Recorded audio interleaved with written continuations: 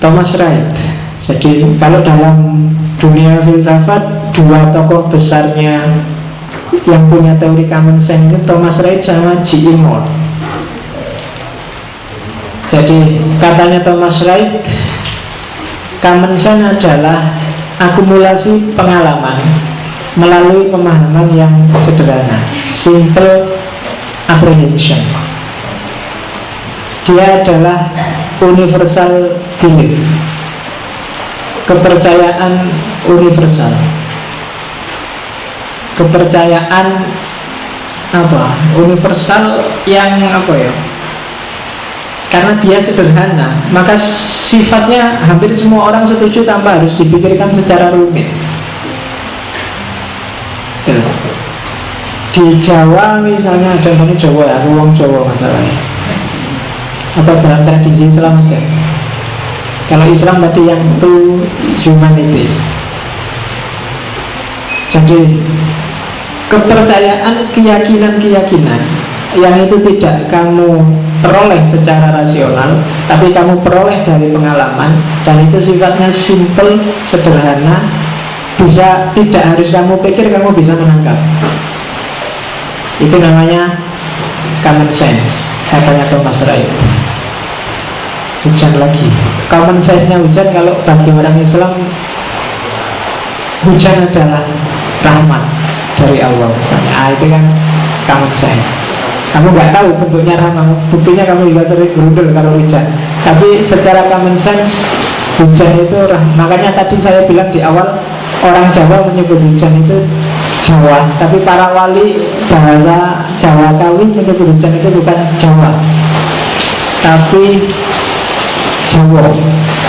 Iya, Jawa. Jawa itu para wali sebenarnya dia mau bilang Ja'a rahmatullah. Pinter orang Jawa. Makanya ketika hujan datang itu sebenarnya rahmat Allah datang. Sehingga kamu jangan berundul kalau ada hujan, karena nanti yang ngasih hujan tersinggung. Kamu dikasih rahmat kok berundul, hujan lagi. Nanti yang ngasih hujan bisa tersinggung. Sama kalau kalian bertamu dikasih teh kok terus berundul, teh lagi. Kok nggak ada yang lain? Itu bikin tersinggung yang bikin kan, sama kayak hujan bikin tersinggung yang punya hujan. Maka secara common sense bagi orang Islam, jangan takut hujan itu rahmat, kan juga tidak apa-apa.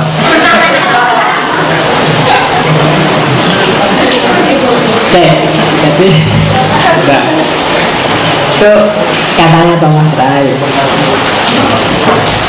Kemudian kalau G.E. Moore, cirinya dua, pemahaman langsung. Jadi common sense itu direct apprehension dan kesadaran, consciousness. Maksudnya kesadaran apa? Manusia terlibat langsung dengan pengetahuan ini. Beda dengan ilmumu di kampus-kampus, beda dengan ilmumu di kelas-kelas. Jadi kita terlibat.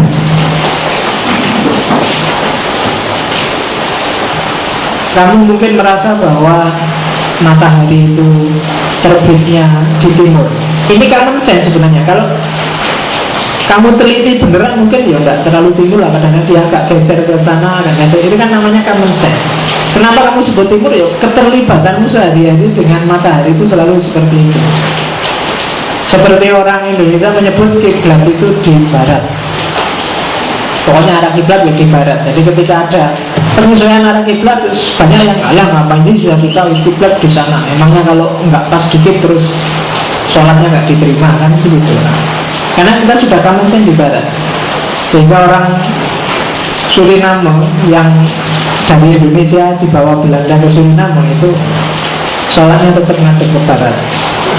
Jadi kan dia harusnya ngadep ke selatan nanti. Karena di sini dia ngadep ke barat, ya sholatnya tetap ngadep ke barat. Itu karena common sense. Jadi tidak ngerti bahwa sholat itu ngadep ke kiblat, ngertinya sembahyangnya ngadep ulun. Itu terus menghadap ke barat.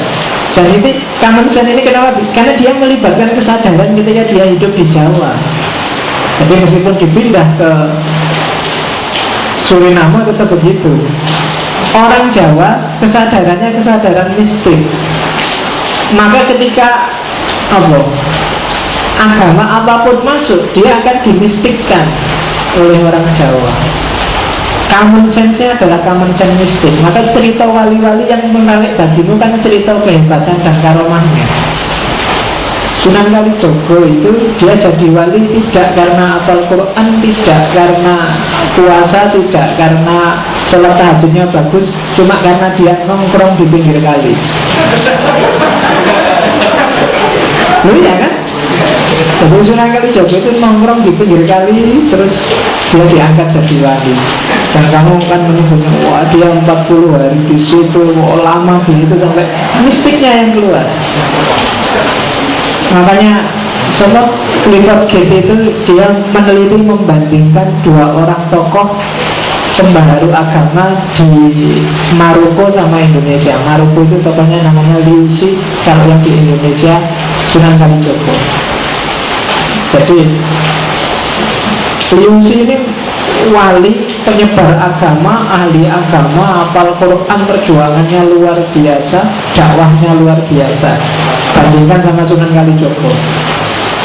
Jadi dari orang ngatangan yang ngerti agama, ketemu Sunan, disuruh nongkrong pinggir kali, terus dibaptis jadi wali dan dipuja-puja orang sampai hari ini. Kenapa yang paling menonjol Sunan Kalijogo? Karena logika orang Jawa adalah logika mistiknya.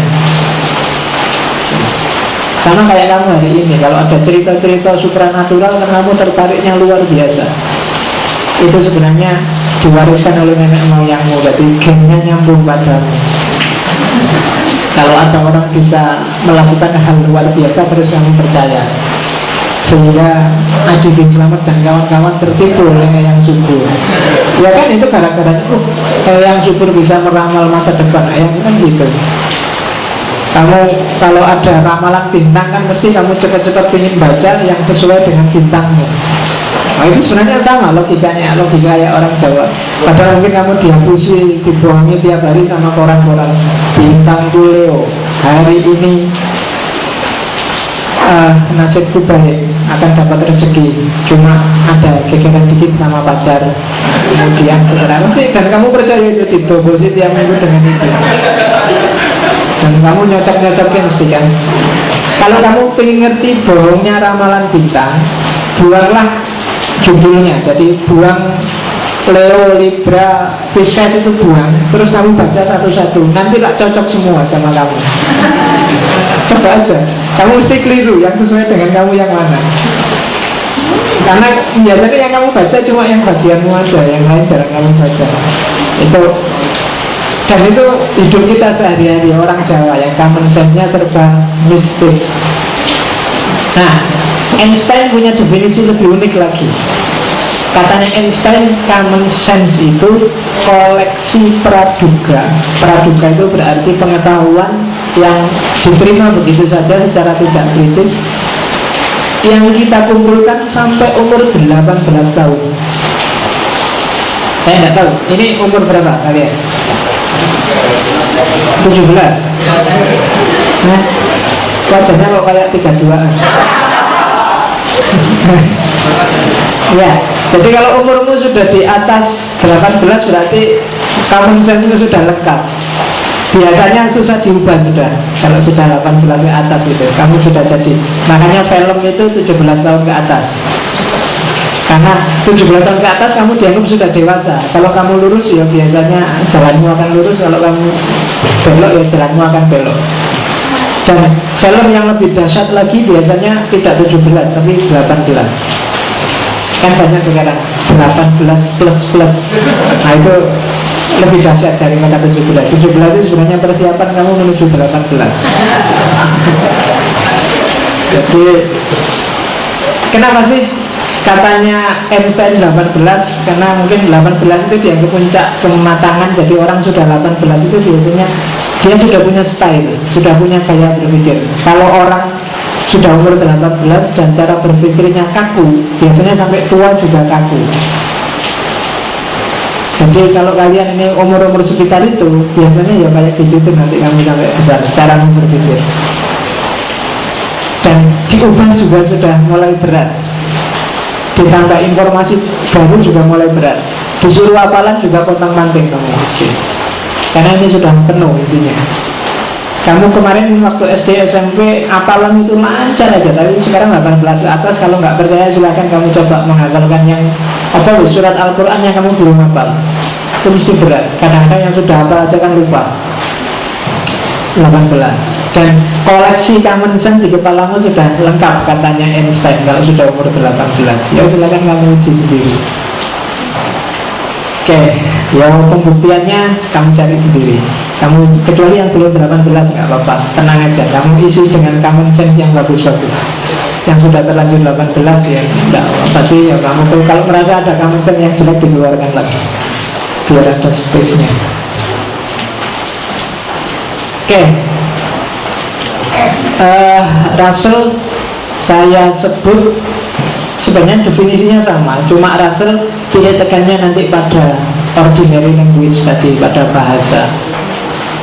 Bagaimana bahasa itu menjadi simbolnya common sense. Contohnya ya kayak sarkem tadi. Itu sebenarnya teori-teori itu yang punya Bertrand Russell. Yang belajar filsafat bahasa pasti ngerti. Nah, proses terjadinya common sense dalam sejarah. Bagaimana sih common sense itu bisa masuk dalam kepalamu?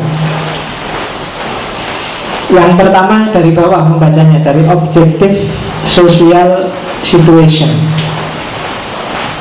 Dari kondisi objektif hidupmu, kamu akan mengalami sesuatu, itu namanya experience. Experience itu akan kamu telaah secara sadar, dan dia akan melahirkan wawasan, melahirkan pengetahuan. Dan dari pengetahuan itu akan lahir aksi. Kamu hidup di dunia sosial yang serba disiplin.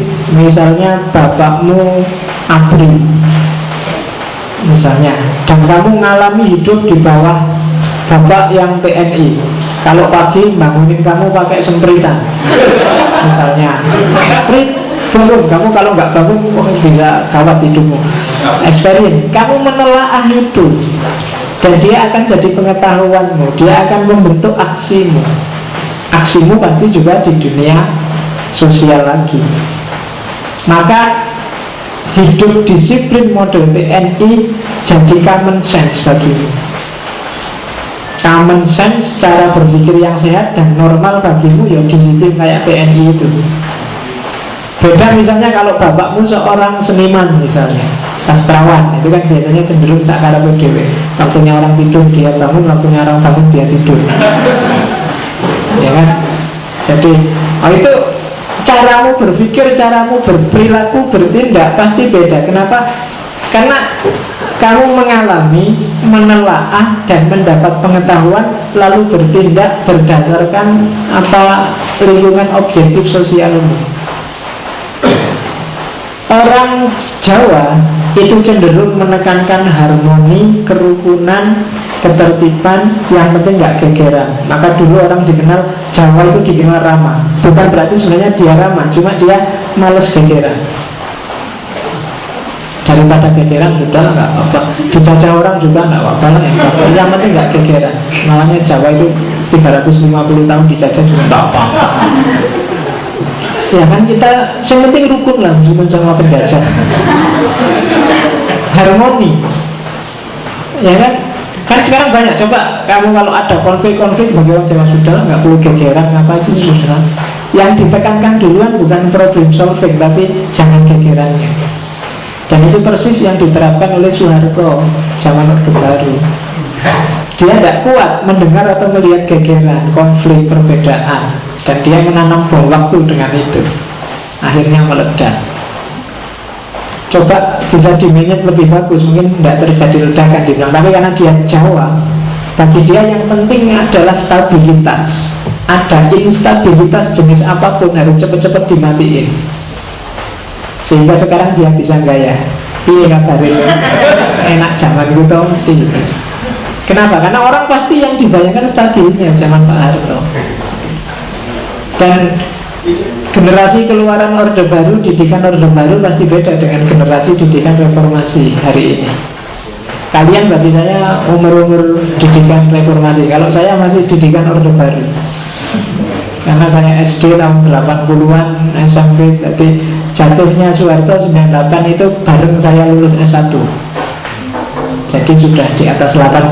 Jadi common sense-nya itu common sense Orde Baru. Jadi yang dipentingkan stabilitas, harmoni, bukan gegeran. Jadi kalau ada orang demo, ya alah ngapain demo capek-capek. Cara berpikirnya begitu. Kalau sekarang kan kalian beda sudah. Itu kenapa? Karena bangunan common sense yang ada di kepala beda.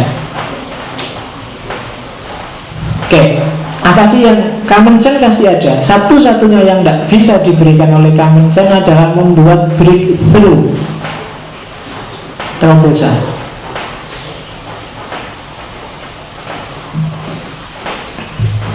Padahal masyarakat itu butuh breakthrough untuk naik kelas. Maka common sense itu sifatnya niscaya. Setiap orang pasti dibentuk oleh lingkungan dengan common sense-nya sendiri-sendiri. Tapi setiap orang tidak boleh menyerah dengan common sense. Dia harus bikin terobosan. Tidak selalu yang berjalan di sekelilingmu itu pas. Tidak selalu relevan.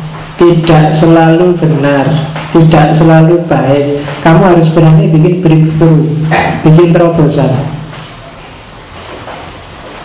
Selama ini bapakmu PNI, maka kamu dibangunkan pakai sempritan.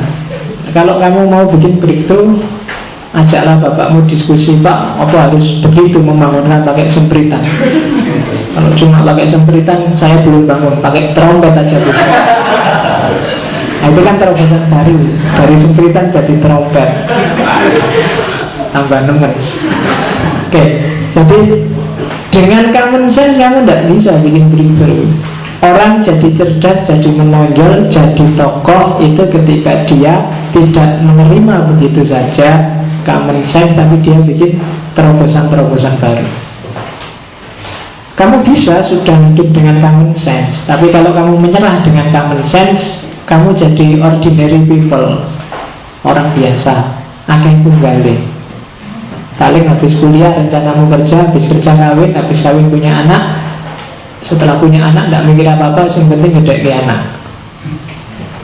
Dan sejarah bukan tentang orang-orang awam, tapi sejarah itu tentang orang-orang besar. Jadi yo, tidak apa-apa sih kamu pegannya common sense aja, tapi yo besok tidak dicatat oleh sejarah.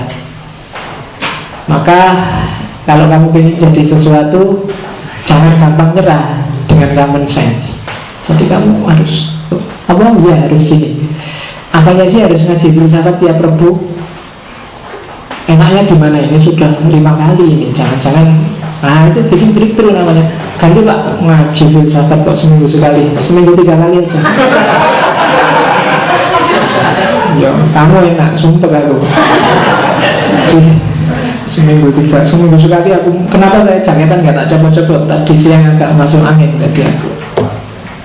Harus nyari keringet. Jadi dipahami ini sudah rangkep 3 bajunya. Sengaja nyari keringet. Gampang keringet kalau kamu ngajak kerengan. Oke. Kenapa sih breakthrough itu tidak cuma diperlukan oleh kamu, juga diperlukan oleh masyarakat? Karena masyarakat juga perlu naik kelas. Itu tak kasih IE itu sebagai contoh. Ada teorinya Auguste Comte itu, filsafat sosial, bahwa masyarakat itu kan secara umum bisa naik kelas dari level mistik ke level teologis, dan puncaknya adalah level positif. Kamu boleh setuju, boleh enggak, tapi itu sebagai contoh bahwa masyarakat juga harus berkembang dong. Jangan malah setback. Saya takut Indonesia ini setback. Dulu kita levelnya mistik, menjawab persoalan dengan mitos, dengan ideologi-ideologi supranatural. Tapi terus datang agama-agama, maka kita teologis metafisik, punya pijakan agama-agama. Kemudian datang sains, cara berpikirnya positif, berkembang jadi modern. Tapi kalau kita lihat Indonesia hari ini mungkin rodo mundur lagi. Harusnya sudah positif tapi kadang-kadang masih mistik. Maka acara TV yang laku adalah acara dunia lain. Film yang laku adalah film horor. Ya kan? Ada film horor itu kan ceritanya sekarang aneh-aneh. Dan itu laku gitu. Buktinya laku apa? Produsennya bikin film terus. Ono pocong. Dan aneh-aneh sekarang kan pocong keramas. Ada pocong goyang pinggul. Supaya kamu dihapusi kok ya belum gitu. Ya kan? Hantu yang paling kasihan lagi itu bos, suster ngesot. Kamu kok takut ada suster ngesot? Dia cuma ngesot. Bawa aja paku payung kasih ini. Susah. Karena dia nggak bisa ngesot ya. Jadi kamu kok malah takut? Dia cuma ngesot, kamu bisa lari. Kalau namanya hantu itu kan harusnya bisa terbang, cepat. Dia cuma ngesot dan kamu takut diakusi oleh produser film horor itu. Jadi itu. Dan kita cenderung ke mistik lagi. Kalau kamu sakit nggak sembuh-sembuh, mesti mikirnya dukun, mesti mikirnya saya nggak. Kalau di Jogja ini TV yang acaranya paranormal apa, pengobatan supranatural itu kan banyak. Jogja TV apa itu? Tiap sore isinya. Iya, kemarin sore ada yang pengobatan pakai tepuk tangan itu. Iya, jadi ngobati supranatural pakai tepuk tangan. Dan banyak yang merasa sembuh, aku ya heran. Kalau nggak sembuh, borgol saya gitu. Tapi sembuhannya itu bagus tadi. Kalau tidak ada perubahan, uang kembali. Itu kan susah kan parameternya. Parameternya bukan sembuh loh ya, perubahan. Jadi ya mungkin bisa berubah tambah sakit, berubah tambah parah. Ya, sebenarnya kan berubah. Jadi kamu nggak bisa nuntut uang kembali kan, kamu berubah. Pinter dukunnya itu kan gitu. Kalau nggak ada perubahan, uang kembali. Oke, sekarang kita lihat apa sih bedanya common sense dengan science. Kalau common sense biasanya tidak pernah diuji dan diobservasi secara serius, beda dengan science. Kalau sudah diuji dan diobservasi secara serius, maka common sense itu berubah jadi science. Ada perangkat berpikir yang kamu miliki, yang selama ini kamu manut saja, sekarang bisa berubah jadi science. Selama ini kamu percaya secara common sense, mungkin karena kamu nggak ngerti dalilnya, nggak ngerti dasarnya, pokoknya umat Islam itu nggak boleh makan babi tanpa menguji. Sekarang ada penelitian apa bahayanya babi, apa anunya babi ya, terus kamu tahu itu, maka dia jadi sains. Kalau selama ini cuma common sense.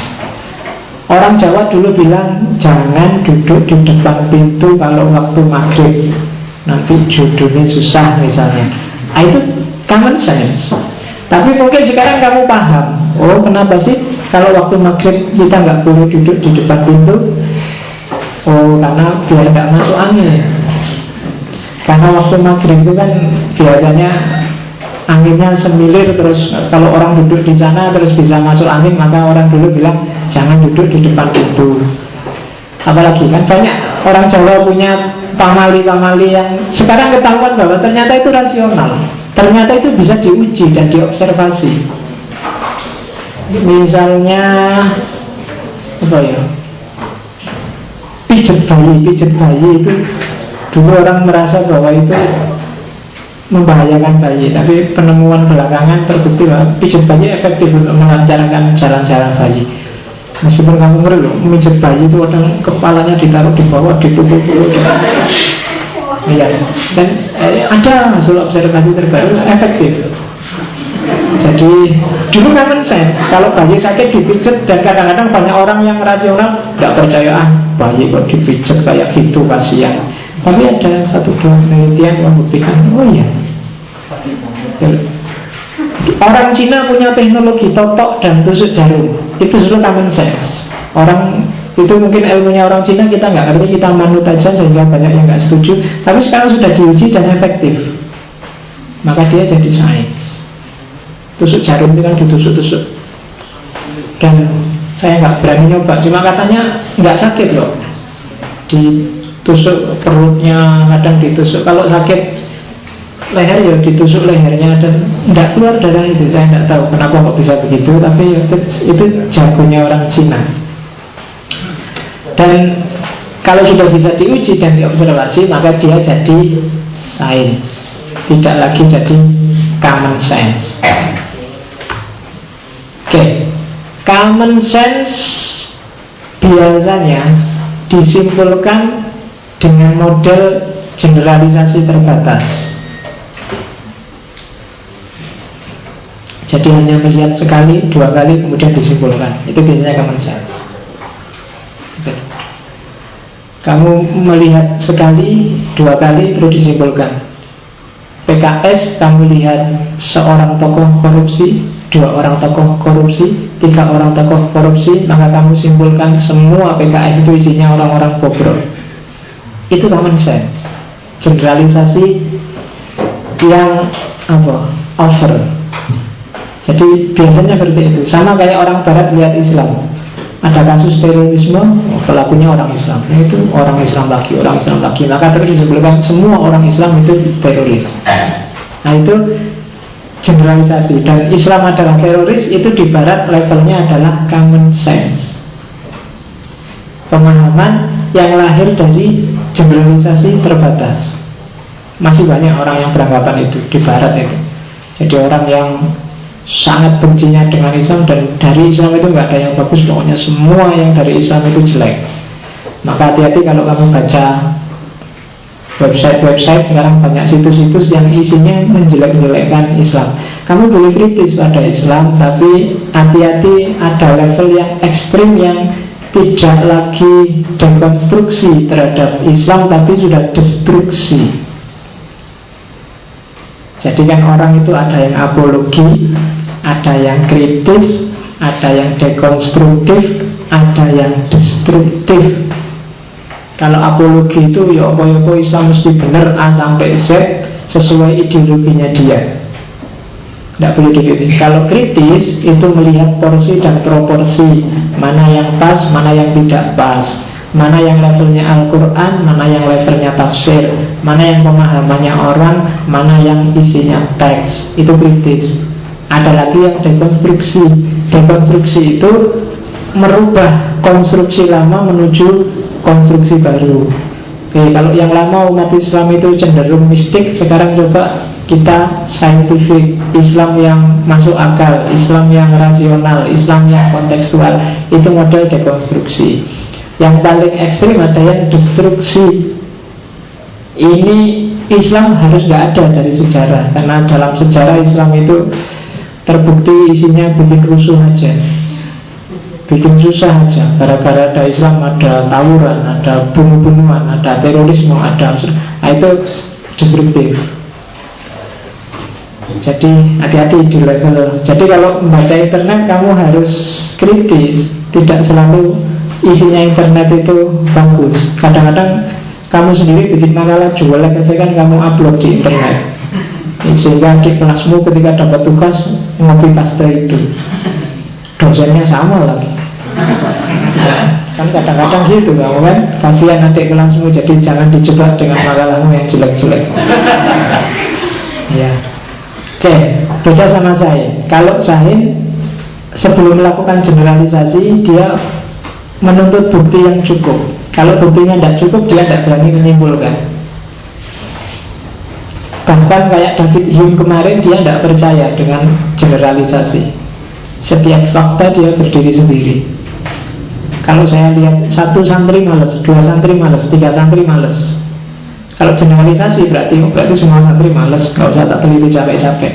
Itu yang David Hume tidak setuju, sehingga dia anti-induksi. Tapi sains tidak akan bisa jalan kalau tidak ada induksi, gitu loh. Sains itu ya harus ada induksi, harus ada generalisasi. Meskipun untuk generalisasi butuh bukti yang cukup. Kalau IPA mungkin gampang, karena IPA itu fenomenanya ajek, selalu begitu. Air kalau 100 derajat mendidih, selalu begitu, tidak pernah menipu. Tidak pernah air itu 100 derajat, males, gak usah mendidih, gak pernah. Ya kan? Beda sama humaniora, ilmu sosial. Kalau ilmu sosial dia agak fluktuatif, fleksibel. Maka hati-hati mengeneralisasi fakta dalam dunia sosial atau dunia budaya.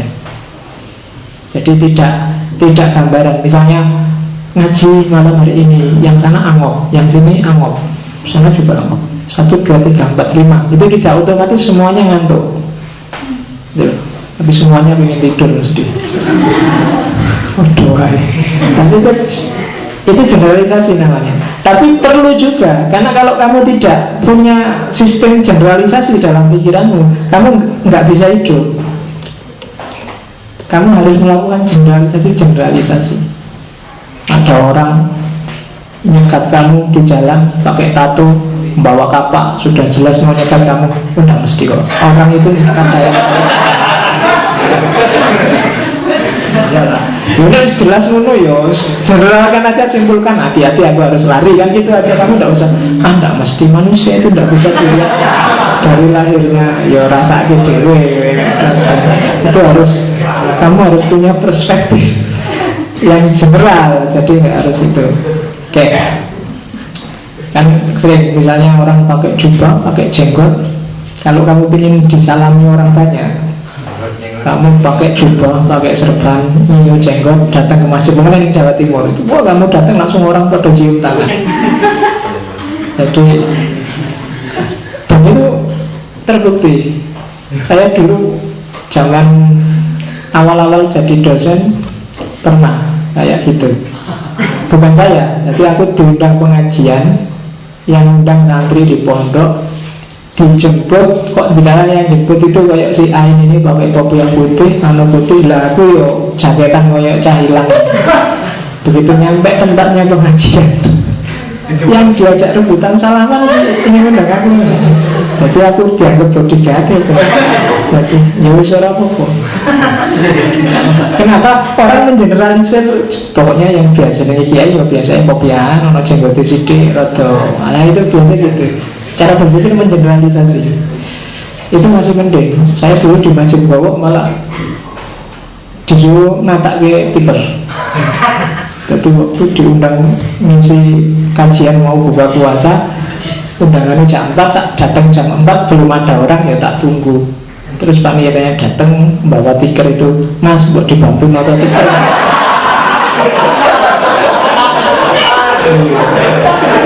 Satu sekali. Satu apa dia? Kiai ini digunakan oleh tiker. Ya kisah selanjutnya nanti. Oke, itu di Masjid Bawok zaman awal-awal dulu. Pernah juga lihat diusir Satpam Sapir Square hotel itu dulu. Jadi undangan seminar internasional, kasusnya sama. Dimulai jam 8, saya jadi narasumber kok ya tegone kawalan gitu loh jam 8. Karena ada laptop nganggur di ruangan itu, tak dolanan laptop. Satpam masuk, mas jangan main-main di situ. Tempatnya orang diskusi, orang-orang besar sampai main-main di situ. Nah, suku tenang. Iya. Jangan itu diusir satpam membicarai. Apa itu? Oke. Cirinya common sense yang ketiga adalah kita untuk common sense biasanya milih objek sesuai kebutuhan kita. Pengalaman itu kita seleksi sesuai yang kita butuhkan. Kita tiap hari mengalami banyak sekali fakta, tapi kan yang kita masukkan, kita jadikan pengetahuan, kan kita pilih sesuai kebutuhan kita. Yang enggak ya kita cuekin. Jadi isinya common sense itu hasil seleksi kita terhadap pengalaman sehari-hari. Tidak semuanya. Sehingga kadang-kadang orang Jawa Timur kok tidak bisa gini. Ya bisa aja, karena mungkin waktu saya seleksi itu tak anggap tidak penting. Orang Jogja kok tidak bisa bahasa Jawa. Oh mungkin itu waktu seleksi atau dalam masyarakat itu tidak dianggap penting, jadi tidak beredar di sekelilingku dan aku tidak bisa menangkap. Jadi aku Jogja tapi tidak bisa ngomong Jawa halus. Nah itu karena objeknya kita pilih secara selektif. Beda dengan sains. Kalau sains kamu tidak boleh milih, kamu harus komprehensif. Melihat objek itu harus utuh.